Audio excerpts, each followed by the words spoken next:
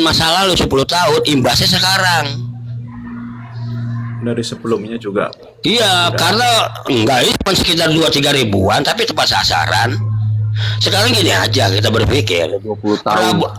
Prabowo mempunyai program 17, 4 diantaranya prioritas. Pertama MBG, kedua mendirikan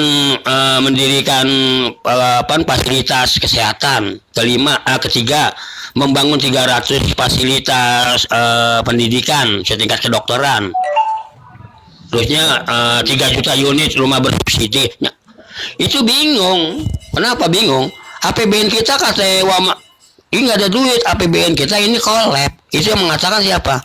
Wakil Menteri Tenaga Kerjaan si Noel. Kita nggak punya uang. RAMPJP kita itu 3.000 triliun. Apa sih RAMPJP? Rencana Anggaran Menengah Jangka Panjang untuk pembelanjaan. Nah, di sini kita punya uang 3.000 triliun. Ini nggak kedengaran, di mute dulu dong. Ken di mute Ken. Nah, kita punya pembelanjaan 3.000. Iya, kita punya pembelanjaan 3.600 triliun. Kas negara ada 3.000. Kan berarti defisit 600 triliun. Ditambah lagi defisit pajak 31,2. Ini tiba-tiba ada wacana ingin mendirikan koperasi merah putih. Tapi kita berpikir duitnya kemana? Dari mana? Duit tambah lagi gaji hakim 12 triliun dari mana? Apakah Prabowo ngarepin pengusaha ya susah kalau sekarang ini. Iya, apakah mau naikin pajak? Apakah mau ngutang lagi jadi beban rakyat? Aja mau kemarin itu kan ditunda pajak aja. Enggak. Itu asal ini aja dong. Ini ada dananya itu. Dilanjut dulu Bang, kotak kosong biar benerasi. Sekarang gini Bang Anton, kita jangan menutupi yang sekarang nggak terjadi. Itu yang berbicara Wakil Menteri Tenaga Kerja Noel. Apa pembicaraan dia? Posisinya darurat koruptor, bukan bicara dana ini mah. Kalau memang dana udah hancur negara ini. Satu yang bernarasi biar didengarkan. Jadi kata Noel, kita ini nggak punya uang. Anda tahu gak RAMPJP? RAMPJP itu Rencana Anggaran Menengah Jangka Panjang. Di situ ada pembiayaan berapa sektor untuk negara. Nah, sekarang kita punya uang cash 3.000 triliun. Pembelanjaan 3.600, berarti kan defisit. Ditambah lagi defisit pajak 31,2 triliun. Ini ujuk-ujuk ada Menteri Koperasi menawarkan program Koperasi Merah Putih yang anggaran 400 triliun. Ditambah lagi pembiayaan naik gaji hakim 12 triliun. Apakah untuk menambal APBN ini Prabowo harus minjem utang lagi ke IMF? Apakah naikin pajak? Kan pilihan begitu. Kalau Anda berbicara koruptor, itu yang 1.000 triliun itu masuk dong ke anggaran APBN.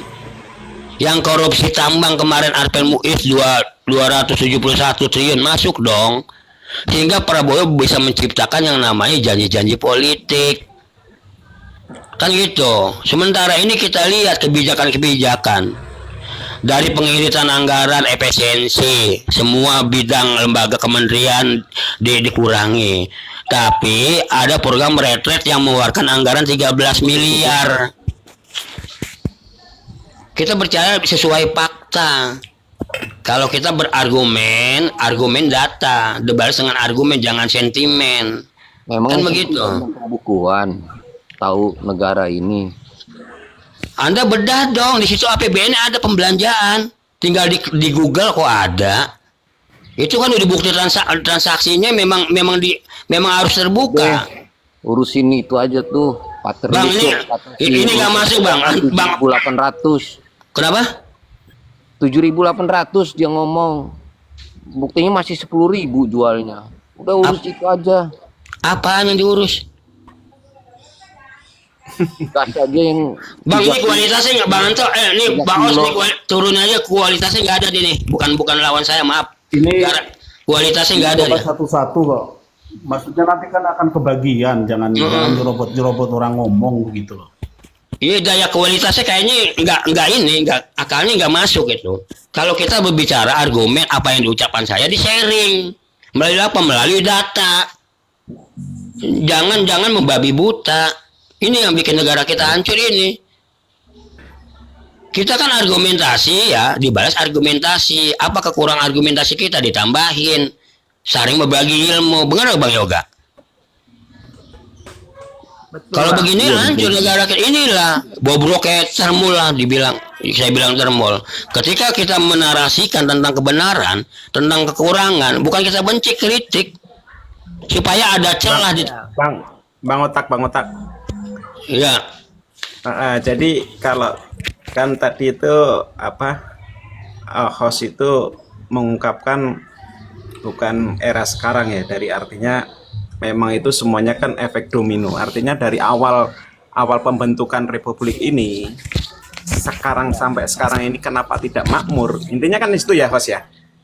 Itu ya. apa penyebabnya? Ya kan gitu. Iya betul. Yang pasti kalau menurut saya pribadi karena memang efeknya domino. Dari awal pembentukan republik ini, dari masa penjajahan sampai Orde Lama sampai Orde Baru, apalagi Orde Baru itu sudah memulai, memang kita SDM-nya belum ada. Makanya tadi dibilang privat kita punya emas banyak dan sebagainya. Memang kita nggak bisa ngambil waktu itu. Zaman itu memang kita nggak bisa ngambil. Harus dengan orang Amerika sana yang bisa menggalinya. Karena memang seperti itu. Ditambah hutang lagi, tambah hutang lagi, tambah hutang lagi. Sampai akhirnya sekarang ini benar-benar defisit intinya gitu. Jadi sebetulnya bukan akhir jabatan mungkin Pak Jokowi atau Pak Prabowo. Memang dari awal itu memang kita seperti saya bilang tadi, kita tuh sudah masuk ke jurang, untuk naik ke atas itu susah gitu. Nah, masalah SDM itu sebetulnya memang saat ini terlambat gitu. Karena apa? Masyarakat kita itu lapar. Nah, pemerintah itu sekarang kan mencoba untuk memperbaiki itu dulu. Kasih dulu lapangan pekerjaan. Jadi SDM untuk masalah ilmu dan sebagainya itu memang terlambat gitu. Karena apa? Masyarakat sendiri Gini Bang ya. kelaparan. Oke gini Bang ya. Kalau semenjak pembangunan negara kita maju berdiri ini, memang pada saat ini teknologi belum seperti ini ya, masih seperti yang kuno. Salah satu negara adik kuasa yaitu Amerika ya, memang memiliki.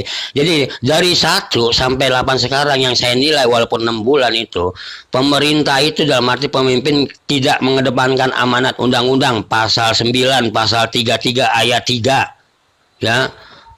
Pembukaan bab 1 pasal 9 yang benar-benar itu kita lihat.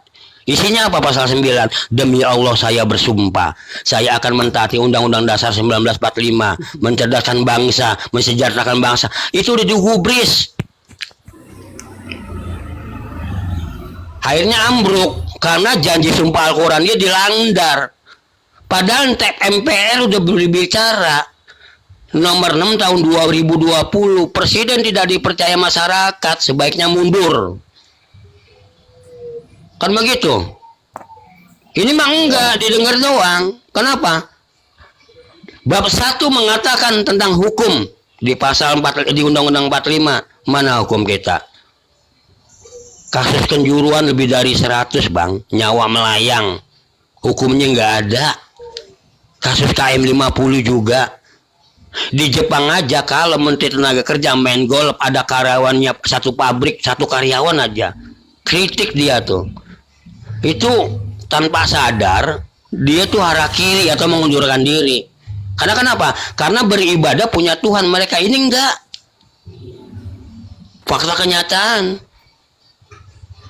Ayo mau dibantah dengan apa? Dengan argumentasi. Ya, harapan kita di presiden sekarang jangan sampai terulang lagi, karena kan dampak pemimpin kemarin impactnya ke sini. Pelan-pelan dipelajari, alhamdulillah. Kan gitu, kita melihat ini banyak orang mengatakan yang namanya matahari kembar sejak perjalanan roda pemerintahan kita. Kenapa? Karena mantan presiden seharusnya seperti yang lain, duduk manis ngurusin cucu. Ini politik masih dikejar-kejar. Nah, ikut cawe-cawe gubernur DKI, ikut cawe-cawe gubernur Jawa Tengah. Kan gitu.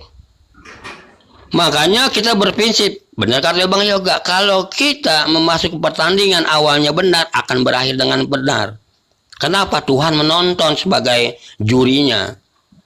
Kalau dia nggak benar, cobaan banyak. Kita lihat nih, Indonesia tuh kena masalah tuh semenjak hadirnya apa? Hadirnya pagar laut. Pagar laut belum kelar, dihajar lagi sama tambang. Tambang belum kelar, dihajar lagi sama Pertamina. Pertamina belum kelar, dihajar lagi sama PLN. Itu bentuk murka Allah. Apa yang dilakukan? Sekarang lagi demi kekuasaan saling jatuh menjatuhin.